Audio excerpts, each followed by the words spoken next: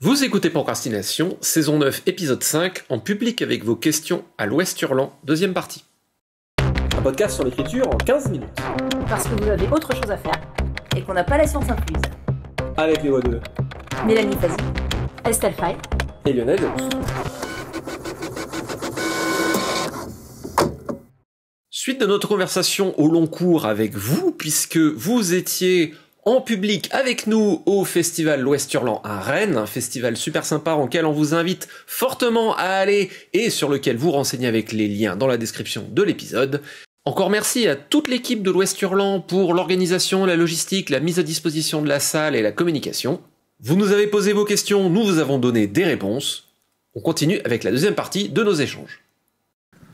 Qui d'autre? Qui avait levé? Je vois quelqu'un en bas. Là-haut. Ouais. Bonjour, merci beaucoup pour la conférence puis pour le podcast depuis 9 ans. J'en reviens pas que ça fait déjà 9 ans.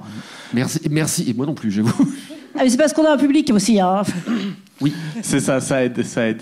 J'avais une question plus sur la recherche. Alors la recherche au sens très large. Hein. Ça peut être recherche biblio, historique, sur le personnage, sur l'univers, etc.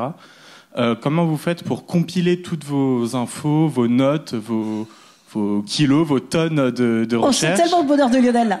C'est ça. Et surtout pour les remobiliser rapidement et facilement après.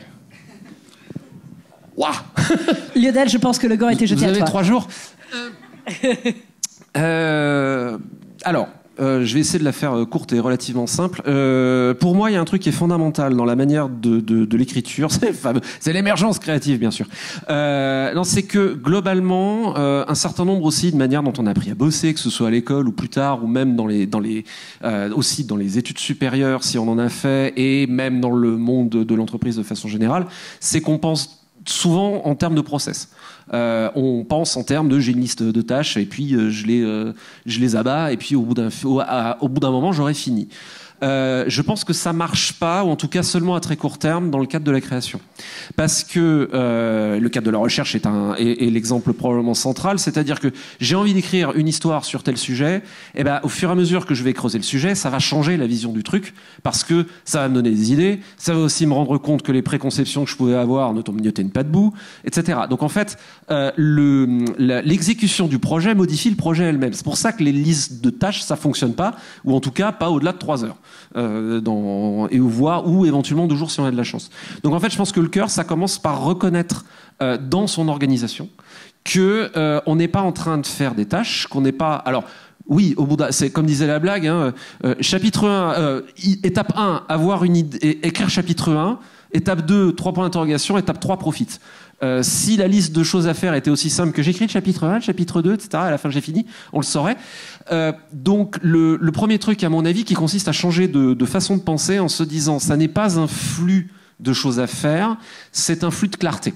C'est-à-dire que j'ai une espèce de vague idée, ça c'est le tout début du processus, et à la fin, j'aurai un bouquin fini, et entre les deux, il va se passer moult choses, et pendant ces moult choses, qu'est-ce que je vais faire? Je vais simplement faire un seul et unique truc, je vais affûter ma vision de ce qu'est le machin, jusqu'au stade où il sera fini.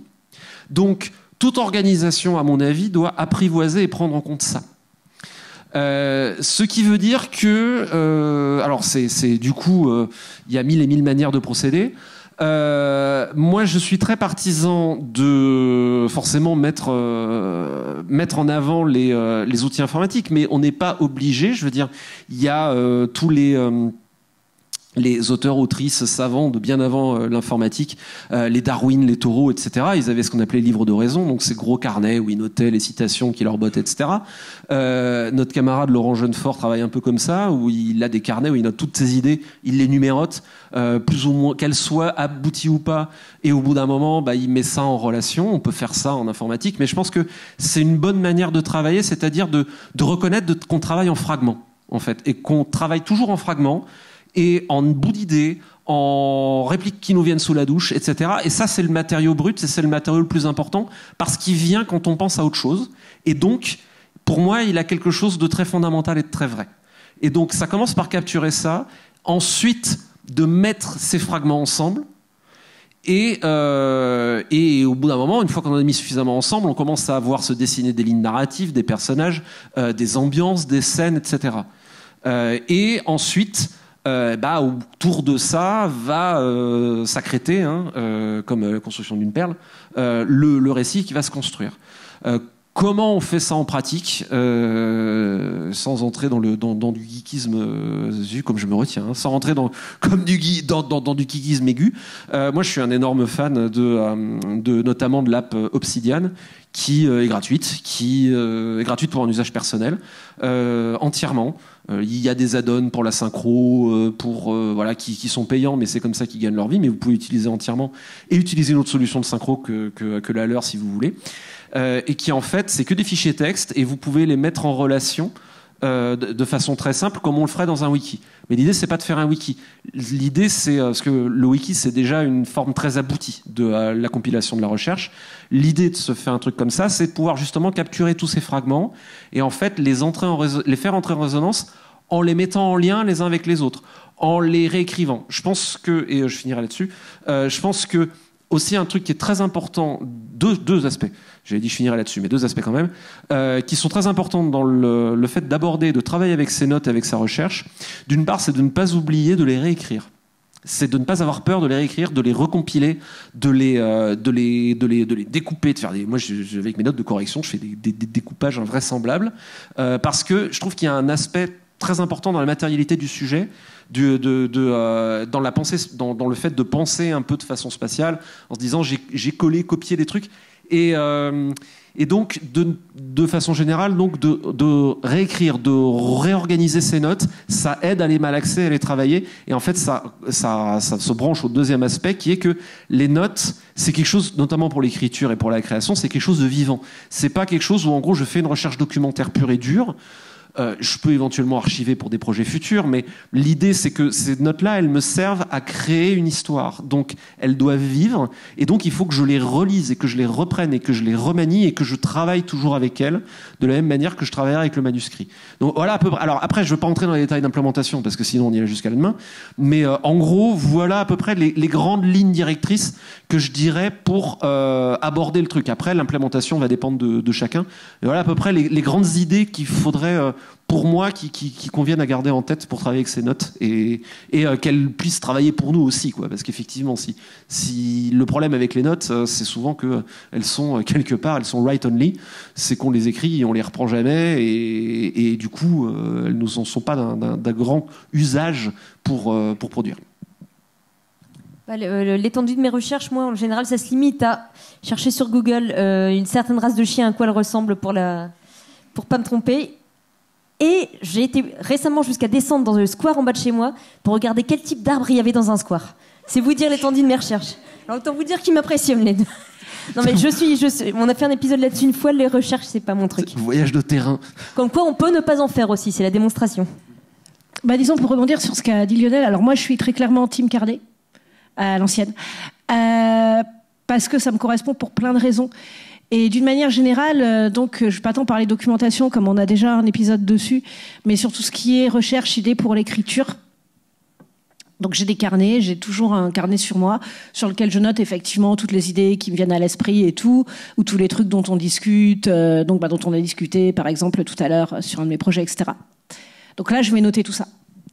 Et après, j'ai aussi des carnets par projet. Puis quand le projet avance, par moment, je vais avoir des carnets sur des trucs très spécifiques. Par exemple, donc pour la saga de Bohen, j'avais un carnet sur les personnages où il y avait toute l'évolution des persos pour chaque perso. Et à chaque fois, je vais noter tout ce que j'ai dessus, tout ce que j'ai creusé dessus. Et là où je rejoins Lionel, c'est pas avoir peur de répéter ses notes. Et par exemple, j'avais le carnet général avec toutes les timelines de Bohen. Et il y avait des trucs qui étaient répétés sur la page perso, d'autres sur la page timeline, etc. Parce que, effectivement, rien que le fait de noter quelque chose, ça l'imprègne dans notre cerveau. Et donc, on note plusieurs fois, ça l'imprègne d'autant plus.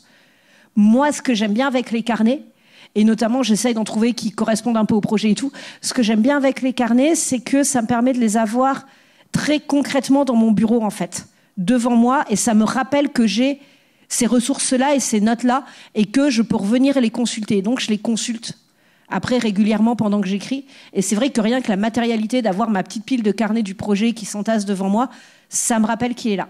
Et ça m'aide. Voilà. Et vraiment, après, pas avoir peur de faire des allers-retours entre la page timeline, la page personnage. Dans la timeline, il va se passer ça. Et puis, justement, tel perso, ça va le creuser là-dessus. Et puis ça va avoir, etc. Enfin, pour le coup, les allers-retours entre les différents carnets, je pense que c'est un peu comme ça que tu fonctionnes avec Obsidian, quoi, en fait. Oui, absolument. Voilà. Et en plus, dans Obsidian, tu peux inclure des bouts de fichiers dans d'autres. Donc tu peux véritablement faire du découpage virtuel, quoi. Et par exemple, là, donc je veux dire, j'ai noté des idées pour un roman d'horreur que j'ai déjà commencé à bosser aussi chez moi, mais là pour l'instant je suis pas encore en train de l'écrire, c'est juste des idées en l'air. Mais je sais que sur mon carnet général la semaine dernière, j'étais pas chez moi, j'ai noté des idées. Quand je rentre chez moi, je vais les renoter dans le carnet du projet. Voilà, qui a une jolie couverture rouge sang. Et voilà, plus vous écrivez vraiment vos idées. Et après, si vous voulez creuser une idée vraiment, une idée au sens un personnage, un morceau d'histoire, là, mon truc perso, c'est de penser en scénariste toujours. Et donc, c'est de dire, en scénariste et en comédienne aussi, par exemple, ce personnage, il a tel jeu de cartes, il vient de là, il a telle culture, il a telle ambiance dans la vie. Comment, dans cette situation, il va réagir sans avoir d'idée préconçue. Et ça va me donner un truc de plus sur le personnage. Et c'est aussi comme ça que je vais le construire. C'est au fil des actions, en me demandant toujours quelle est sa cohérence, comment il va réagir dans ce moment-là, quel effet ça va avoir sur le reste de la timeline. Et pour construire des timelines aussi, pareil, quand on recherche un peu comment construire son histoire, etc. Pour le coup, un truc qui m'aide aussi, c'est comme je disais hier, j'ai fait des études inutiles, c'est-à-dire des études de lettres. Et ça m'aide beaucoup. Mais c'est d'avoir aussi, si vous voulez un peu bosser vos structures de romans, un peu plus facilement, un truc qui est cool, c'est regarder comment les romans que vous aimez fonctionnent. Prenez quelques livres qui parlent de structure de romans. Voilà, si vous voulez des ressources très pédago, très cool sur l'écriture, vous allez au stand Argile. Non, je n'ai pas d'action chez eux, d'ailleurs, ils n'ont pas d'action. Mais ils ont pas mal de bouquins sur l'écriture. Et par exemple, pour tout ce qui est structurer un récit et tout, d'avoir quelques exemples très clairs dans la tête et très mobilisables, ça aide énormément aussi. Et donc, voilà, par exemple, de se dire, là, une structure donc en 3 actes, ça aiderait vachement bien dans mon récit pour ça, ça et ça. Je sais comment ça fonctionne, je vais prendre ma structure, je vais la faire fonctionner. Et après, à chaque fois, je note des structures, je note tout, quoi. J'espère que ça répond à la question. Voilà. Super. Qui d'autre ? Ah, je sais, on est bien là. Mais il faut en garder pour la prochaine fois. Notre saison se poursuit, bien entendu. Vous retrouvez la suite de ces échanges au fil de notre saison 9. En attendant, c'était Procrastination. Merci de nous avoir suivis. Et maintenant, assez procrastiné à l'écrire.